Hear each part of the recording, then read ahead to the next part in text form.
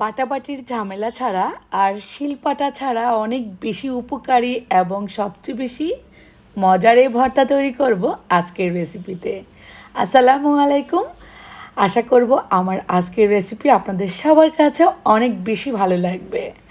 আমাদের শরীরের ঔষধি গুণে গুণান্বিত এই ভর্তা যে কেউ তৈরি করে নিতে পারবেন, আর মুখরোচক তো বটেই।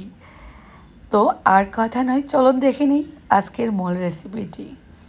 আজকের রসুন ভর্তা বানানোর জন্য লাগবে আমার 4 থেকে 5টি রসুন, চাইলে বেশি কম নিতে পারেন। রসুনের কোয়াগুলো খোসা ছাড়িয়ে নেব। এভাবে করে কোয়া কোয়া করে কুসুম গরম পানিতে 4-5 মিনিট রেখে দিলেই খোসা ছাড়ানো খুব সহজ হয়ে যাবে। বা চাইলে কিন্তু বটিদা বা ছুরি দিয়েও আমরা এর খোসা ছাড়িয়ে নিতে পারি। সবগুলো রসুন একইভাবে আমি কুসুম গরম পানিতে ডিপ করে রাখলাম 4 থেকে 5 মিনিট। এর মধ্যে কিন্তু খোসাগুলো আপনা আপনি উঠে যাবে, একটু হাতে কচলালেই হবে বা এভাবে করে খোসা ছাড়িয়ে নিলেই হয়ে যাবে। সবগুলো কোয়ার খোসাগুলো ছাড়িয়ে নেব সুন্দরভাবে, তারপর 2-1 বার ধুয়ে নেব।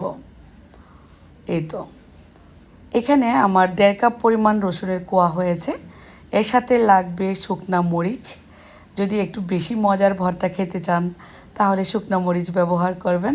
আর লাগবে 3 থেকে 4টি মাঝারি সাইজের পেঁয়াজ। একটা পেঁয়াজকে 4টি খণ্ড করে নিলাম। এবার কিচেনে চলে যাব। কড়াইয়ে দিয়ে দিব 1 টেবিল চামচ পরিমাণ সরিষার তেল। তেল একটু গরম হলেই শুকনো মরিচগুলো টেলে নেব। শুকনো মরিচের জায়গায় আপনারা কাঁচা মরিচ ব্যবহার করতে পারেন, তবে সেমভাবেই কাঁচা মরিচ টেলে নিতে হবে এই ভর্তা বানানোর বেলায়। শুকনো মরিচের কালার চেঞ্জ হয়ে গেলে এবার মরিচগুলো নামিয়ে একটা শুকনা পাত্রে রাখবো। এতে করে মরিচটা চুপসে যাবে না। অবশ্যই মরিচটা মুচমুচে থাকবে, সেই প্রসেসে রাখতে হবে। একটা শুকনা থালা বা বাটিতে ছড়িয়ে রাখবেন, তাহলে কিন্তু মুচমুচে থাকবে এই মরিচ। সবগুলো মরিচ নামিয়ে একটু গরম স্থানে রেখে দিব চুলার পাশে। তারপর রসুন আর পেঁয়াজগুলোকেও এভাবে করে টেলে নেব এই তেলের মধ্যেই।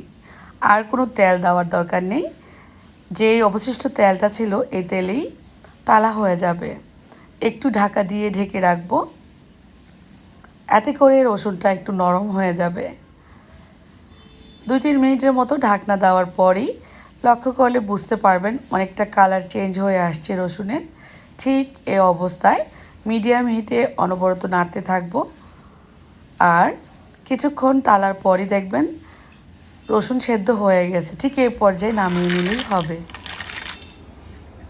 প্রথমেই ভর্তার জন্য লবণ দিয়ে দিচ্ছি 1 টেবিল চামচ পরিমাণ। এই মরিচের সাথেই আমি লবণটা দিলাম। মরিচ কিন্তু অনেক মুচমুচে আছে, আপনারা খেয়াল করলেই শব্দ শুনলেই বুঝতে পারবেন।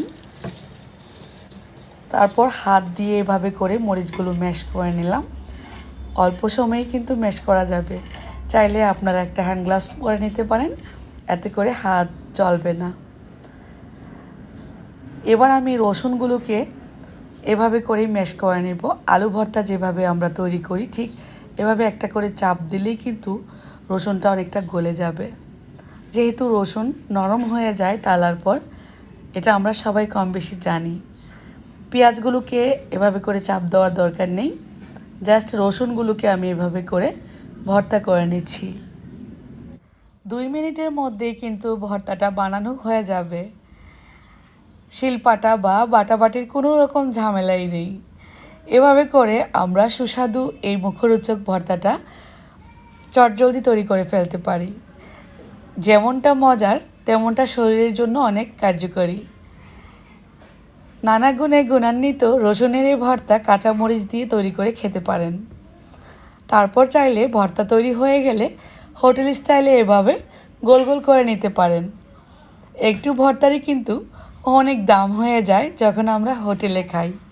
সেটার থেকে দ্বিগুণ মজায় ভর্তা নিজের হাতেই তৈরি করা যায়। গরম গরম ভাতের সাথে এর তুলনাই হয় না।